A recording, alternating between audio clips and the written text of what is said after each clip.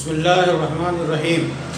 آپ نے پوچھا ہے کہ اشارے سے نماز پڑھنے کا کیا مطلب ہے۔ اس سلسلے میں عرض یہ ہے کہ حضور اکرم صلی اللہ علیہ وسلم نے حضرت عمران کے سوال کے جواب میں فرمایا صلی قائما فإن لم تستطع فقاعدا فإن لم تستطع فعلى جنب۔ سنن ابو داؤد میں روایت موجود ہے۔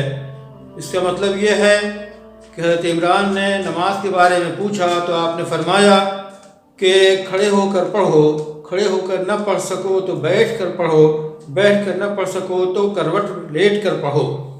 تو اس سلسلے میں حکم یہی ہے کہ نماز کھڑے ہو کے پڑھنے پہ اگر قدرت نہ ہو تو بیٹھ کر پڑھے۔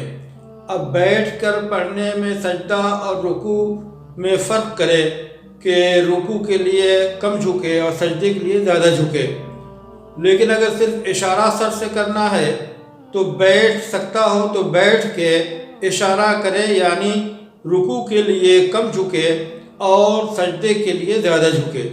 لیکن اگر بیٹھنے پہ بھی قادر نہ ہو تو پھر یا تو قبلے کی طرف پاؤں کر کے لیٹ جائے اور سر کے نیچے تکیہ رکھ لے اور اس طرح نماز پڑھے کہ سر سے اشارہ کرے، سجدے کا اشارہ زیادہ ہوگا اور رکوع کا اشارہ اس سے کم ہوگا۔